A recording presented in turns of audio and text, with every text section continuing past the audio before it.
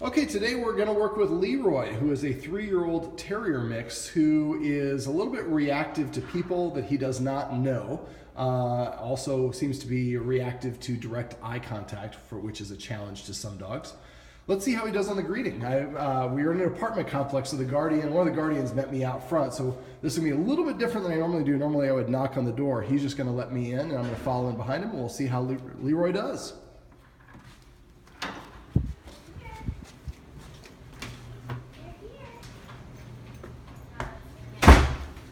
Is this a normal greeting, or is he normally at the door? No, this is normal. Okay. Ah, you look like you have a little Border Terrier in you. I used to have a Border Terrier. He is actually now resides with one of my apprentices. He's a little bit bigger. I'll show you a picture when we get done. All right, so we can see that he is unsure of himself. He's kind of caught in a little bit of a loop. He wants to escape, but we're in an apartment where he doesn't have a lot of room to escape to. So he's just kind of moving around. I'm waiting here. This is akin to a human pacing out of anxiety. So is that kind of his spot where the green towel is? Okay. And is this pretty normal when people come in? He kind of paces around and moves around like this? Yeah. What do you normally do? Do you have people go over and give him treats, or do you pet him and try to console him, or? It's pretty much just been us. Like, no one else has come in Okay. here. But yeah, Josh, I mean, you can just go what you do. He doesn't react like this to me. Like usually once I can touch him, I'll pet him and then he's fine. It's not hard. Okay.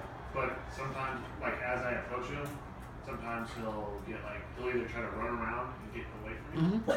But if I'm able to touch him, like let him smell me, and then he's fine after that. Well, one of the problems we run into is if anything a dog is doing when we pet it, can you open that for me? Is what we're reinforcing. So if a dog is in an unbalanced, nervous, or anxious state of mind like this, we're nurturing that unbalanced state of mind. So what I'm going to do is, this will be a little bit longer by normal greeting. I can see he's settling down a little bit, but not completely because he hasn't stopped. So what I'm going to do is I'm going to have you guys stay here. Can one of you guys be my camera person? Just keep it sideways, please. I'm going to approach. I'm going to do it in a very measured way to help him feel a little bit more comfortable. You'll probably just stay there. So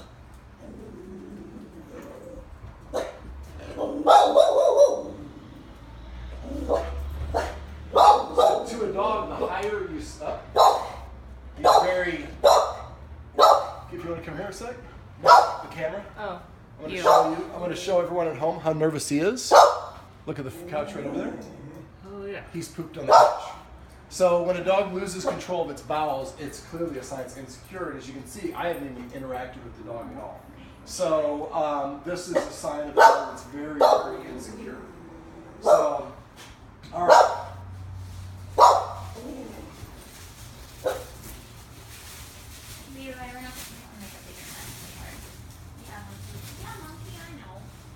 There we go. That's Alright. not uncommon. Our joke is, what is it? He's scared. Scared the poop out of him? Yeah, like he poops when he's scared, and then he's like too scared to poop. Sure. He's probably gonna go again. There we go.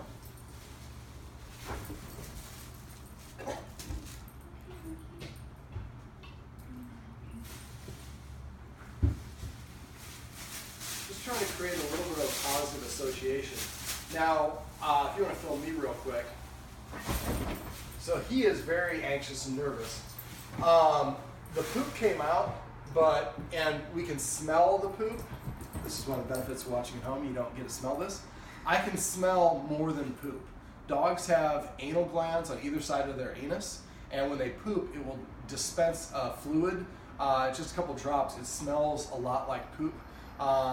Dogs do it to kind of communicate some stuff. I believe he expressed those anal glands as well as depleting and pooping himself.